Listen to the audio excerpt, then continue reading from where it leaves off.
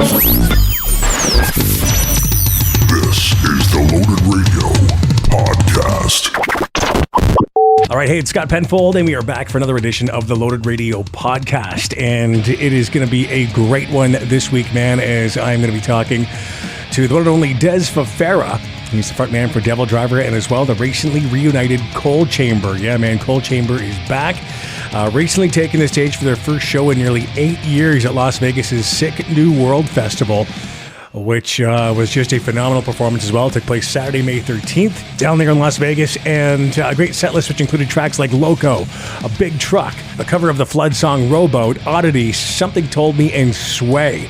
And the way the band came back together, quite the story as well, which Dez will relay in the talk ahead. But it's just so great to talk to Dez as well. Coal Chamber aside, Devil Driver recently releasing Dealing with Demons Volume 2, the follow-up to Volume 1, a killer album, man, exactly what you'd expect from this California groove metal band, and it is awesome. Their 10th full-length album came out via Napalm Records back in May, so definitely worth a listen. And as well, you know, Dez Fafara also has an upcoming autobiography coming out. Actually, I believe it's two.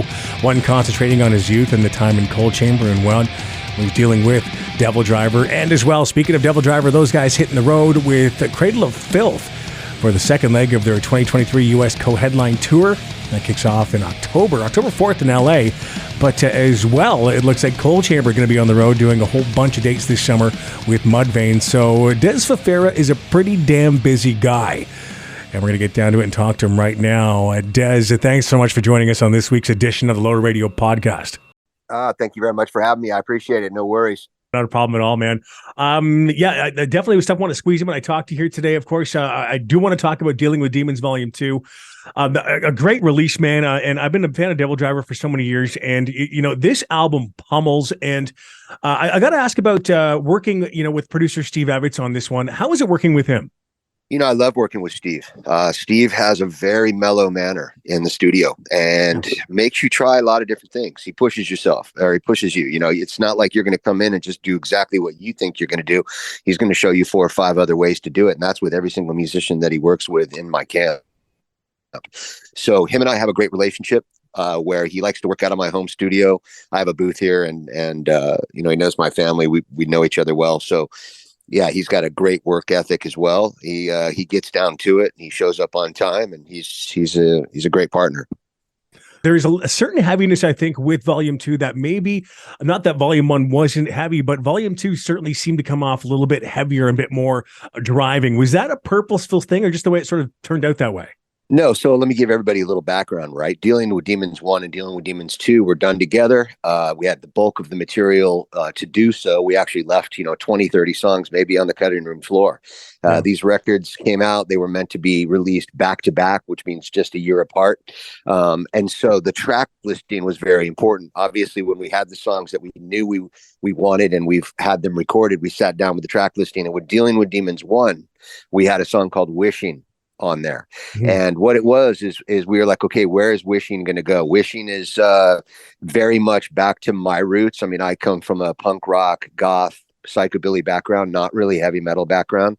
Right. And so that's kind of my back to my Sisters of Mercy kind of roots. And we'll go into that later, that most brands couldn't even pull that off in this genre. Otherwise they'd be lambasted by their fans. You know what I mean? So we sat back and said, well, where's that going to go? When we decided that was going to go on Volume 1, then it was like, okay, let's sequence Volume 1. After we sequenced Volume 1, we realized what Volume 2 was, which was just a standout record. Now, Volume 1 came out 2020, the middle of the pandemic, charted number 3 or 4 over the course of the year, right behind Lamb of God and Testament, like no small feat. But this record definitely has something to it that's a separate magic from Volume 1. The records are both short, respectively 36, 38 minutes. They're meant to be listened to back to back.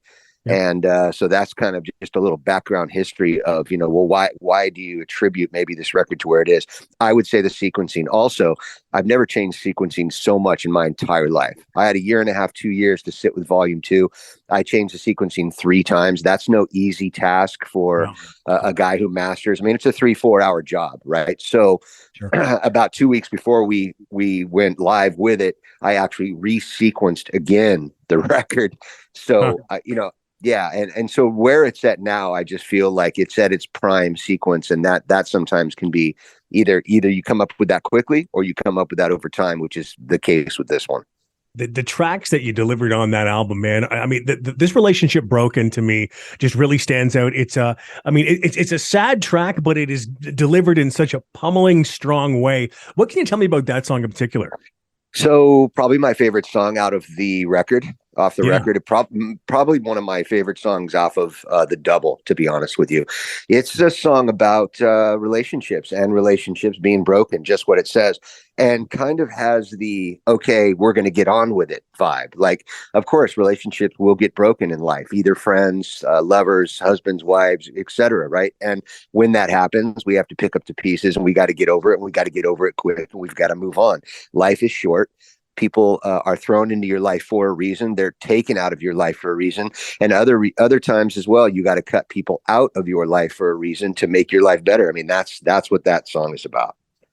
Yeah, and such a great track. I definitely have to agree with you on the 2 albums. That one is the real standout track to me. Love that one. But mind you, though, I love the lead single, Through the Depths. Like, what can you tell me about that track? Thank you so much. So Through the Depths is about a disconnect that we have with spirituality. Now, I'm not talking about organized religion, pass the collection plate, show up every Right. Sunday.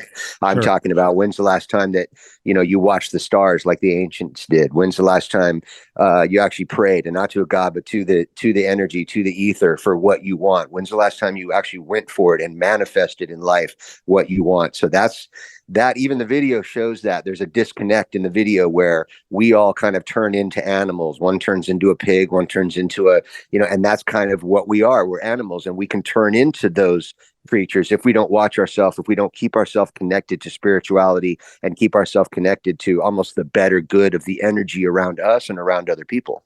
I did want to ask about David Perez being brought into the fold. How's that experience been working with him? He's been amazing. He's just an amazing drummer. And for those who don't know, Austin had some substance abuse problems, my previous drummer. And when he went and got himself clean, we were very, very proud of him. And what happened was the place that he went to go get clean at asked him to stay back on and help people with their lives, get their lives straight. And he found that to be a very positive mission in life. So normally a guy leaves because, you're not getting along, or it's just time, to be honest with you. Right. But we applaud him up and leaving touring life to, his girlfriend works at the place, he works there, and he's got his life together, and he's helping people survive drug addiction and alcoholism, which is, a very hard thing to come out of. I mean, I've been sober off alcohol since 2016, and I got to just been not a time when I've ever looked back and said, wow, I miss consuming a bottle of cognac or what have you. You know what I mean? We applauded him with that. And Davier, I will tell you this, that Davier is the first guy I've played with in Devil Driver that plays the songs exactly like the record. There's no added this or that. There's not an extra cymbal. There's not one extra kick or a tom. It's exactly like the record. So for me, he is just an essential killer in this band. I was really excited back in July last year when you announced that John Miller was coming back, man. How did John get back in? Again, a lot of the times you talk about guys leaving, but a guy coming back after 12 years is amazing. We all as a band let John go, actually sent him home from England. He had some substance abuse problems and things he had to deal with. And after 12, he has his proverbial stuff together, right? And he called me. We had about a 5.5 hour conversation. For those who don't know, Miller and I were always the closest in the band. He's the primary writer for the first 4 or 5 records. He was an essential in the beginning, and I've missed him ever since. I've tried to fill his shoes using 4, 5, 6 different bass players, and it just could never happen. I thank all those guys for coming in and filling in, but nobody can fill the shoes of John Miller when it comes to writing and when it comes to being on stage. The guy is an absolute beast, and he's killer. And he's a great guy, very humble, very spiritual guy. And, where he is in his life right now, it's an absolute pleasure to be around him. And I'm just so glad that he could join us back. And, he'll see me out of this industry, be it a year, 10 years from now, I have no idea, but he'll see me out. And that was a conversation over a 5-hour phone call, actually tears shed between both of us. It was kind of a deep, deep moment, and having him back is a big deal for this brand and for this band. I got to admit, man, the last few years for you, Dez, I mean, they've been one hell of a last few years to you. And by the grace of God, you're still here with us, which is fantastic. I want to bring up, the first volume of your upcoming autobiography, Loco, Chaos, Calamity, and Cold Chamber. It's coming out in September. What really led to you putting pen to paper with this project? I think it's the fact that I've been the most private guy in this industry, right? I mean, I really am. I mean, for a singer, not a lot of people know what I'm about. I don't share a lot of my personal life. Somebody in an interview with me yesterday said, Dez, I don't know anybody more private than you. And I said, great. And I'm getting ready to get more private. Even from there, I just deleted my Twitter account. I mean, I'm going underground, to the chagrin of everybody around me, but it is what it is. I tend to keep my private life private. And my wife of almost 25 years raised children with me and is, runs management companies with me, actually said, no one knows who you are. No one knows where you come from as a kid. No one knows you left home early. You slept under bridges. You stole food from AM PM. No one knows you went to jail. No one knows anything about your life. And you've had a hard one. And you need to let people know, everybody, when they talk to me, is, Dez, you're so positive, you're PMAs. And I said, well, you have to be. If you come from where I come from and you wake up in the morning, that's your first gift. If you eat, that's your second gift. You know what I mean? If you've got a friend next to you or a girl next to you or your dog next to you, that's your third gift, right? And absolutely. And so for me, it was like, let's do this. Let's put it out. Let's do it. And it's a 2-book deal. Actually, it's my youth through Cold Chamber. And then the Devil Driver years we're working on now. The first book is completely done, edited, and been turned in. But the second book is on its way as well. And the Devil Driver years, has got some insane stories, as well as the Cold Chamber stuff. It's explores my childhood, and it tells people a little bit about the road that Cold Chamber had, touring with Pantera, Black Sabbath, all over the world, soccer stadiums, this and that. How alcohol and drugs got in the way, what actually happened to the band, why I left at the height of what our career. I mean, I had my own tour bus. We were selling out everywhere we went. Why I actually split at that moment. I think people are going to get a good grasp of it. And then they'll understand too, because we've reformed. Everybody's got their stuff together. We're all great friends. They're all family men now. It's a completely different band, Cold Chamber. And so people will know why we got back together. Even reading that book will kind of paint a picture of that story. And so for people who grew up in that era, grew up with Cold Chamber, I mean, I'm sure it's going to be an interesting ride. Well, you've previously mentioned that there was that cloud of negativity when it came to Cold Chamber. So that's completely gone now. Yeah, of course. I mean, as with anything, put 4, 5, 6, 10 people, 12 people in a tube, a tour bus, take them around the world for up teen years, no sleep, all the money in the world, all the drugs, all the alcohol, all the everything that you possibly would want. Yeah. Most of the time it's going to go awry. And most of the time, I can name maybe 1-2 bands that has held it through that kind of a scenario. So, when I left, I absolutely essentially had to leave, because if I stayed, I would have been putting money in their pockets, which was putting other things in their body. And I didn't want to lose my friends. And also, I've always kind of had my nose to the grindstone and been a worker. I come from a blue collar working class background. I had a wife and children, and I saw it going downhill. And again, it was at the top of nu metal, not on the second wave of nu metal where it started to slide down. Right. It was at the top. I just had to split and start Devil Driver. Plus, I had other influences that I couldn't get out within Cold Chamber. And those were a lot of heavier influences, also some darker stuff. And so that's what Cold Chamber, it's another palette that I could paint with. And so I moved on over to it. Now, I'm humbled by getting back with Cold Chamber. It's the band that made me. It's why the book is entitled Loco, which is the song Who Made Us, and and everything else. So yeah, I hope people enjoy the read and kind of come away with a feeling of like, who I am as a person, and then I can go back under the radar. Yeah, man. Well, I mean, you went through a health scare. I mean, you had something which is related to COVID, but was that the experience that really brought Cold Chamber back into what it is now, back together? Yeah, well, for those who don't know the story, I mean, I spent 2 years locked in my house, like a lot of other people, and had Yeah. groceries delivered, etc. One day, I got done with it, took off my mask, went into my gym, and said, "Hey, am I still signed up here?" And the guy said, "Yeah, hey, good to see you." Gave me a hug, said, "We got new machines. Let's show you some stuff." I looked around a little bit. I came home, and 48 hours later, I had 104-degree fever. They found me on my kitchen floor, naked at 3 a.m, passed out, and Yeah. I have no idea how I got down there. So, COVID struck me in late 2021. Almost killed me. My wife actually called all my friends, including Cold Chamber, who I hadn't talked to in, years, 10 years, 8, 9, 10 years, Yeah. and said, "Hey, you better call Dez." Like she drove me out to a makeshift hospital. They came out, they grabbed me in hazmat suits. I'll never forget it. This Haitian guy, Joseph, like looks at me through his hazmat suit and says, "Take this one first." And I thought to myself, all right, this is it. Like, here we go. Like, this is where we go. Now, I've always had everyone says, "Well, did that change your life, Dez?" And it's like, my life has always been cool. Did I get to eat today? Awesome. Do I have a roof over my head? Great. I mean, I've always been that guy. People in some people in my position may need a Ferrari. I actually don't. You know what I mean? I get you, man. And right. And so I'm very thankful now. And then it affected my heart.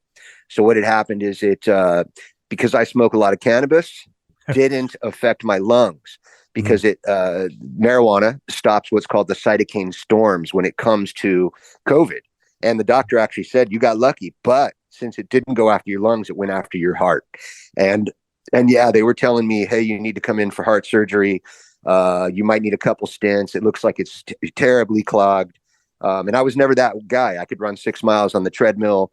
I skateboard constantly. I mean, I'm very, very active, right? So what had happened is he's like, "I want you in here next week." And I said, "No, I'm going to do it on my own. I'm going to do it holistically." I found this drink from India.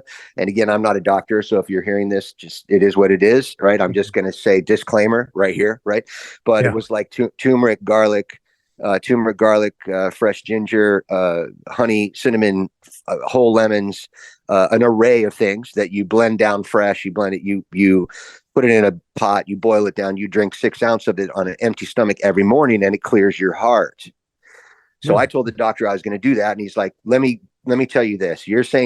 I'm saying you got to be in here next week for heart surgery. You're telling me you're going to see me in 2 months. I'm probably not going to see you again. So, have a good one. That's what he basically said. Yeah. I called him in. I had a telemedicine thing with him because COVID was still high at that point. And he said, "Well, come on in. We're going to do some more tests on you after about 8 weeks." After about 8 or 9 weeks. And I came in, I did nuclear test where they shoot nuclear dye into you. They make you run on a treadmill. They put you in a huge machine. It clicks away. I'm sure you did that as well. I did. Yeah. And he goes, "I don't know what you did, but you cleared your heart." Other than slight inflammation at the bottom, which is could be anything right now, could be anything. You cleared it. And the guy he's a wonderful doctor. He's actually treating my mother right now for heart problems. He's a great doctor, but he's from India. And I said to him, "I found this drink. It's from India." And he said, "Yeah, my mother and my sister in India drink that frequently." And I said to him, "Well, you couldn't tell me about that? You couldn't even mention it?" He goes, "No, I'd lose my license." Right. So sure they would. Yeah. So Western medicine, I've just never been, I'm always looking for, well, how would the ancients solve this, right? It's not always take this pill, and it's not always let me cut you open and put a stent in your heart. And so anyways, thanks for asking about that. I'm glad to be alive. A lot of people lost, we lost millions of people around the world. I'm sure somebody listening right here has lost a family member, and if so, I'm so sorry for you. I was living downstairs in my living room for 8 months. I couldn't make it up my stairs. I couldn't walk across the street to get my mail without sitting down for 15 minutes. And I slowly walked one house up and one house back, 1 block, 2 blocks, bought a new treadmill, got on for, 5 minutes, got on for half a mile, got on for, and finally, when I could run 5 miles in a sauna suit, singing the Devil Driver set, then I knew I was ready. And that's when we started to book tours. And that took me about 16 months to get back, which was which was hell, to be honest with you. My wife kept me going by saying, well, what do you want to do? What can get you through this? And I said, I want to record one more record. I want to do one more song. I want to play live one more time. I want to see a tour bus one more time. I mean, all the things that is me. There's a saying, a ship is not meant to be on land. Right. And I'm a pirate ship for all intents and purposes. So I kept telling her, we got to get out there. So yeah, thanks for asking. And to anybody who lost a loved one out there, my heart goes out to you. I've heard so many similar stories as well, Des. I mean, it's not just people like you and I have gone through that, but there's so many stories about, and again, I'm not saying that Eastern medicine solves everything, but there are certain things you said, you really hit the nail on the head. It's not always about cutting someone open or the medication. There are other options, and just. Right. And we had I had insane heart palpitations. He's like, look, tell me a little bit about your life, And I was like, well, I'm vegan, I'm this, I'm that. And I changed some of those things up. I eat meat now, actually once to twice a week, grass fed. And as soon as I started doing that, after 12 years, 13 years of being vegan, actually probably more than that, my heart, things started to mend. I wasn't getting the palpitations like I was before. Like, it was really crazy. He sat me down and showed me all these studies, because I was like, man, I'm not going to eat an animal. Like, it's just not going to happen. Yeah. But I had to change in order to live. Now, of course, feeling good and being on stage and everything. Now it's like, if I only have to eat meat once a month, that's fine with me. I'd rather not, but it is what it is, Yeah, getting back to Cold Chamber though, I mean, getting on stage there in Vegas last month, how did it feel? 8 years and you guys are up there. How did that feel, that performance? Unbelievable. We were all backstage with, of course, there's 100 people back there with their cameras on us, like, as we're hugging and saying, but it was amazing. I mean, we hit the stage, they were chanting Cold Chamber. So it was 55, 60,000 people chanting Cold Chamber, which just absolute goosebumps on my arms. Damn, we came out, we killed it. The set was short, it was only 30, 35 minutes, something like that. So, it was in and out, but it was at the height of the day. People are telling us that, your stage was the most packed of the day. I mean, of course, I'm not putting myself up against the bigger bands. I'm just saying that it is what it is. And then when I got off, I said to my wife, what's going on? What's going on out there? And she's like, they're all singing you happy birthday, dummy. And I was like, wow. I was like, so it was a pretty incredible weekend. I mean, first of all, the doctor told me I shouldn't fly. So this is why I took down a lot of my Australian, going to the UK, all of that. I took all that down this year, and probably I'm not going next year. Stay away from long flights, high altitudes. That can cause blood clotting.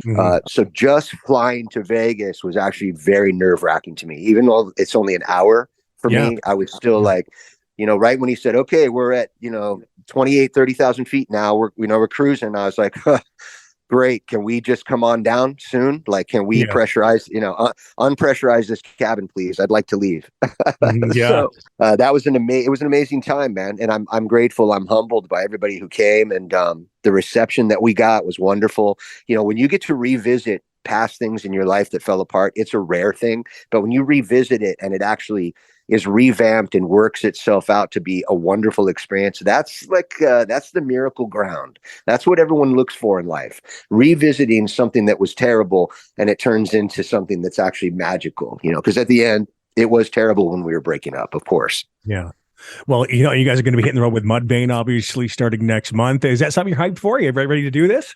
Yeah, always love those guys, man. It's amphitheater tour in the summertime. What's not to love? I mean, we're going to pull up and we're going to do it. We've got, I think, 50 minutes set. We worked on the set last night together on the phone, all of us. I mean, I don't think we got anything done. We ended up laughing for like an hour and a half. And my wife finally said, guys, you got to, please pick the set here. Like, that's why we're on this phone call. Right. So it's just been absolutely a great time. And then after that, we go out in October with Devil Driver on the second leg of the Cradle of Filth Devil Driver co-headline run, which the last one, I mean, only 2 or 3 maybe venues didn't sell out. Everything else was packed. So I can't wait for that. And we're going to announce that in the next probably week or two. So you can tell everybody now, but we're going to be definitely coming out in October with that, That's awesome, man. Now, I've got to ask you this. Is there going to be new Cold Chamber music? We've been discussing it. And, I take a sigh right there, right? And the reason is because I don't want to rush anything. I actually said to them, we booked Incarceration, Blue Ridge Rock Fest, and Sick New World. That's all we were going to do this year until Mudvayne hit us up. And I actually said to them about the Mudvayne run, let's not do it. Like, I'd rather just stay friends. Like let's do a few shows. Let's just come and eat. But the point is, when we were all together, I realized that, like, any problem we've ever had to get it was wrong is gone. To think about it as any kind of continuing problem would be wrong.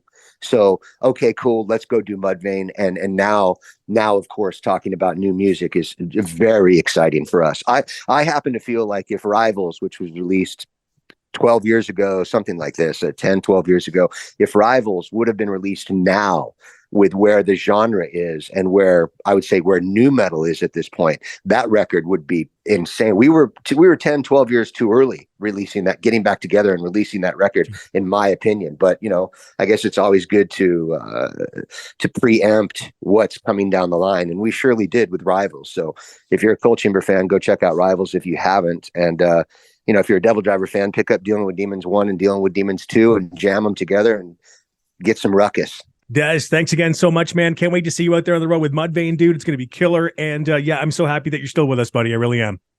Thanks, man. I appreciate it. There's been a lot of wonderful sentiment floating around, man. And I really appreciate that. I appreciate that. So thanks for everybody, man. Anytime, Dez. Have a good one, man. Take care. All the best. All right, take care. Bye-bye. There he is. There is Dez Fafara, and I cannot wait to hear new stuff from Cold Chamber. Can't wait to read that autobiography as well, man. 2 books, it looks like, and that's going to be arriving in the days ahead as well. So definitely going to be a great read for fans of Mr. Fafara. And what a storyteller, man. The guy's got a lot to say. As always, don't forget, check out loadradio.com for all your hard rock and metal news, constantly updated there for you.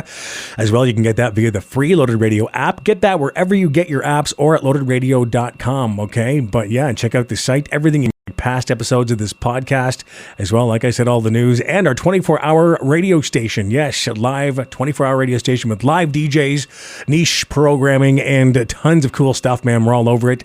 Check it all out at loadradio.com. We'll be back again next week for an all-new edition of this very show here, being the Loaded Radio Podcast. I'm Scott Penfold. Always a pleasure, and we'll talk to you then. Loaded Radio.